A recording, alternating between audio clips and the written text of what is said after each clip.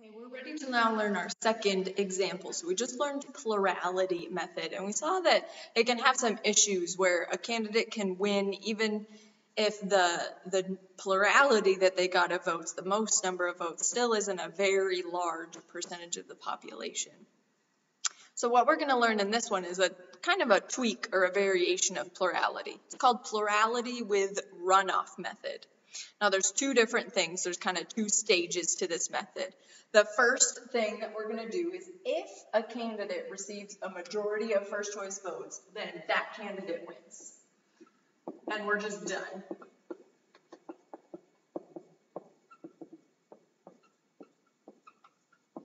So we don't have to go on to the next part if this is the case. This is kind of the idea between the plurality with runoff method, is our goal is to keep working until we find a candidate that has a majority of the population's preference, basically.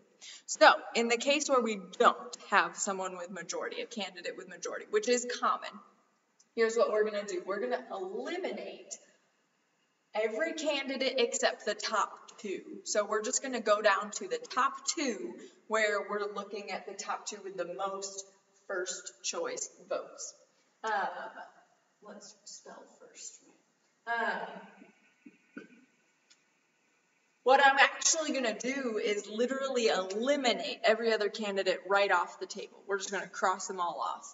And then we're going to do a runoff election. We're going to recount the votes. Where when we recount the votes, we're going to award votes to which of the two candidates left is preferred on each ballot. That whoever's on top, whoever's preferred is going to get those votes. And then we're going to retally, we're going to recount, and the winner is going to be whichever candidate receives at this point, they should get majority. So let's try it in our pizza example. So the same preference table we've been working with. So again, we did some of this in the last video. We'll just recap it really quickly. So the first thing we check with plurality with runoff is, does any candidate have majority? So if we remember what majority was 18/2. We did that total, right? This was the total. Divided by 2, which was 9, so we need at least 10. So majority says you need at least 10 first choice votes. So now let's look at that number of first choice votes. And again, we did this on the last video, but we'll just recap it quick to kind of remember what we did. So we've got our different candidates. Anchovies has 7. Sausage has 5. Pepperonis had 4 plus 2 is 6. And then mushrooms had 0.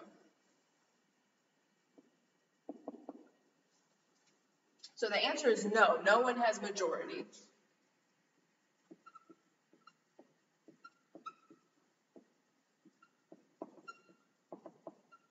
So what we're going to do now is we're going to have to go into this runoff election. So we're going to only keep the top 2 candidates. We're going to eliminate everyone else, however many else that needs to be. So top 2 would be 7 and 6. That's more than any of the others. So we're going to eliminate sausage and we're going to eliminate mushrooms. And what we're going to do now is we're going to do a runoff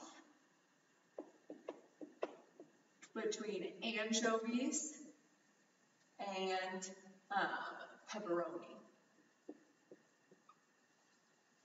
So we're going to run off between these two, and we're going to award votes based on who's preferred. So here's what I like to actually do with this method in the table. So sausage, it just got eliminated. It's not an option anymore. So literally everywhere in the table, I'm going to come through and I'm just going to cross off all of the different sausage choices. And then also mushrooms got eliminated, so I'm going to do the same thing with mushrooms. Just cross them all off.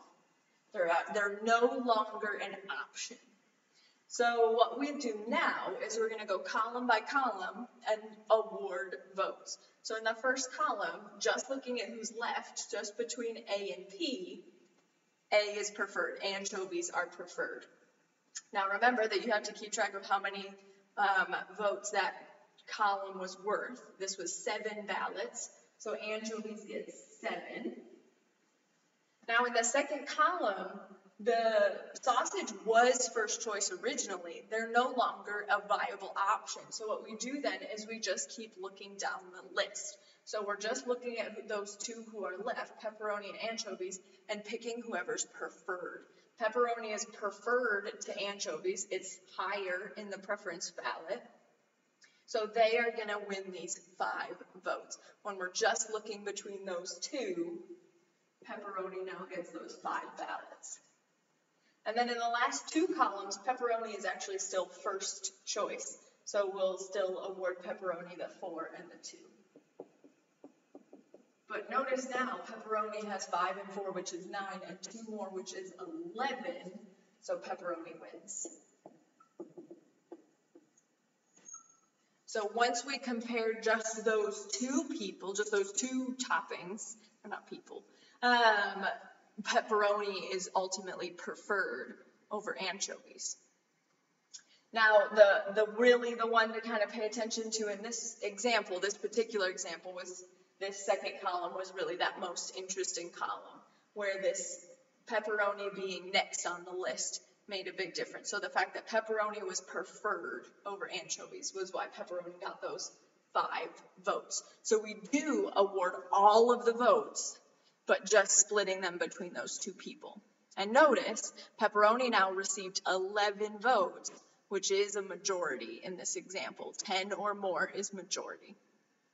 So pepperoni won by, what we're essentially doing then is we're seeing, all right, yes, the most people had put anchovies first, but if we look at the total table of all the different preferences, pepperoni is pretty somewhat evenly spread out between different things. So we do end up with a lot of people who, it wasn't their first choice, but pepperoni is pretty high on their list. So a lot of people are pretty good with pepperoni. So then that's how this one is choosing that winner, by looking at those rankings of comparing just between those top 2.